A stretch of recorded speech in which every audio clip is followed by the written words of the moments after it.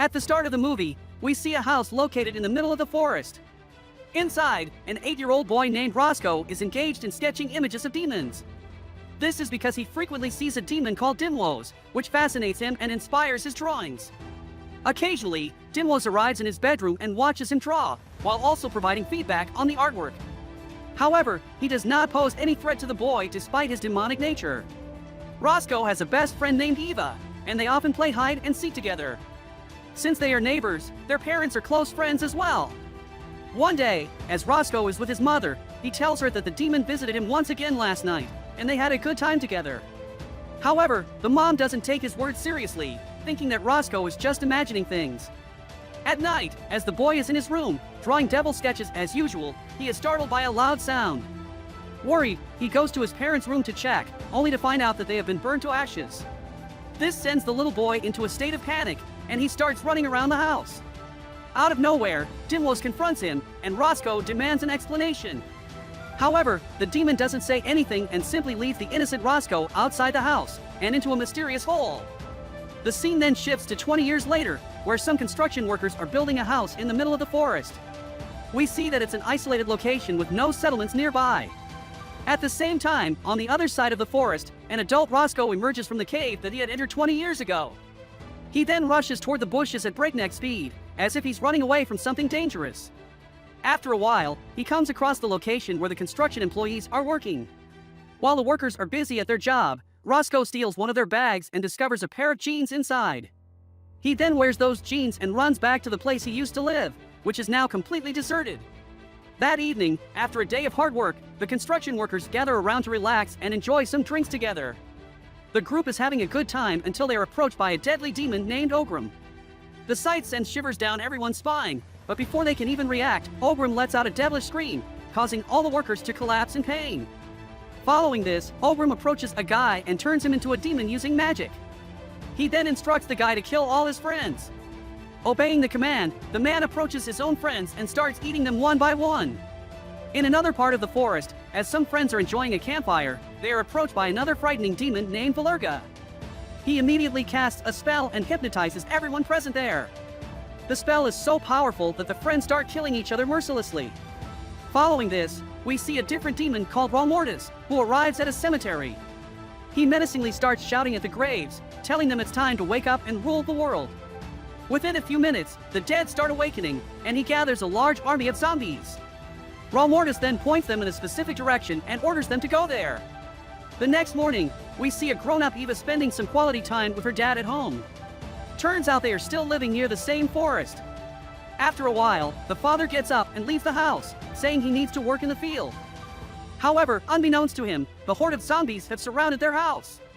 When the father finally realizes their presence, it is too late as the zombies surround him and brutally devour him alive.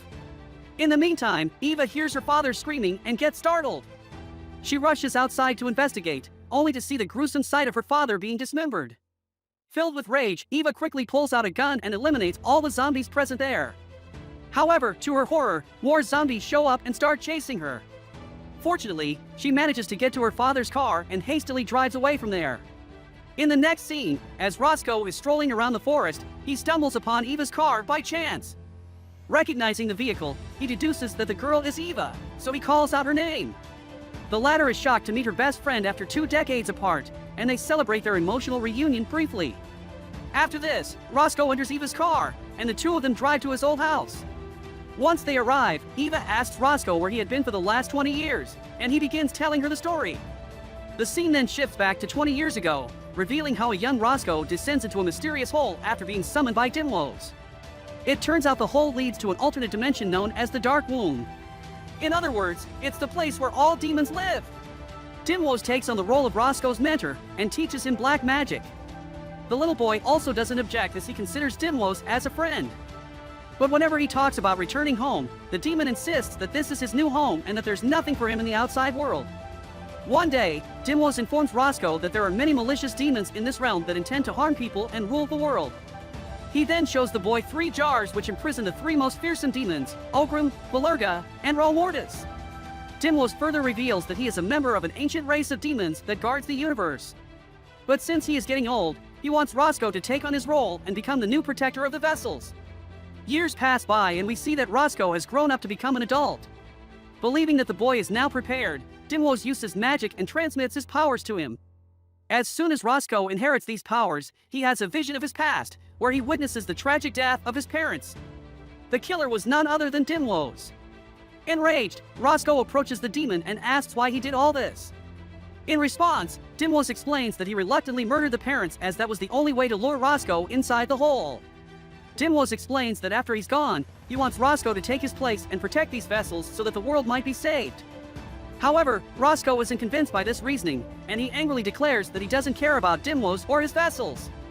Then, using his powers, he breaks the vessels, releasing the 3 dangerous demons. As soon as they break free, the first thing they do is kill Dimwos.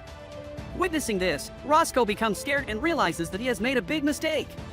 He then rushes out of the hole, and following him, the 3 demons also arrive in the forest. Back in the present, Eva is shocked by the story and she scolds Roscoe for causing such havoc and bringing the demons here. She also accuses him of being responsible for her father's death and begins hitting him. After that, she breaks down in tears remembering her father, and Roscoe consoles her by claiming that he did not cause this on purpose. In the meantime, we see 2 hunters going through the forest in search of prey.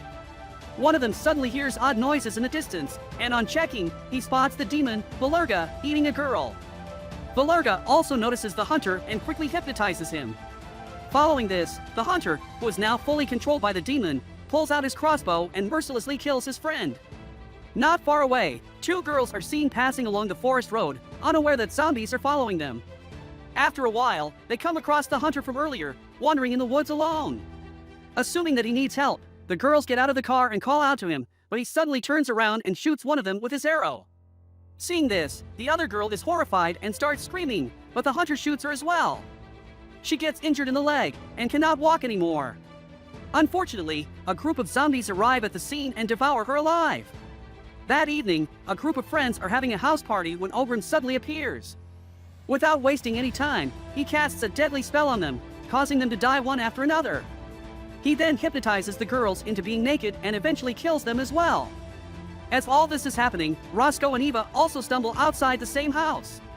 Using his powers, Roscoe detects that a demon is nearby, so he cautiously makes his way to the house. When he spots Ogrim near the dead bodies, Roscoe decides that it's time to put an end to all this. So, using every last bit of his powers, he unleashes a brutal attack on Ogrim that eventually kills him. Elsewhere, the other 2 demons sense Ogrim's death and decide to head in that direction. In the next scene, Roscoe returns home with Eva, only to discover that Valurga is already there. The demon strikes Roscoe, but our hero successfully counterattacks and injures him. However, he soon realizes that it is not Valurga, but a regular guy. It is the same construction worker guy from earlier in the movie, who is hypnotized by Ogrim. Feeling guilty, Roscoe uses his magic to resurrect the man, who soon heals and awakens. Following this, Roscoe tells the guy that from now on, he must only kill demons and not regular people.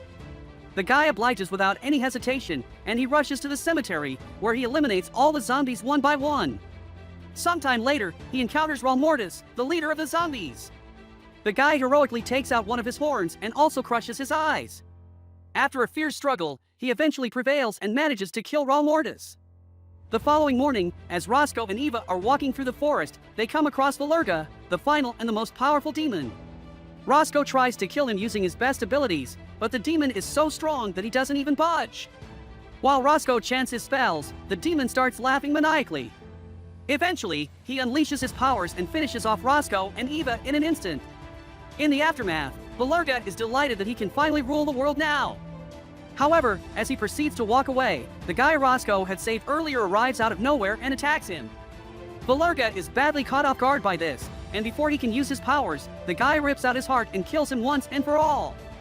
The movie concludes with the ordinary construction guy as the sole survivor. He wanders through the forest, screaming like a maniac. Subscribe for more videos like this, turn on notifications, and leave a like to help the channel out. Thank you for watching!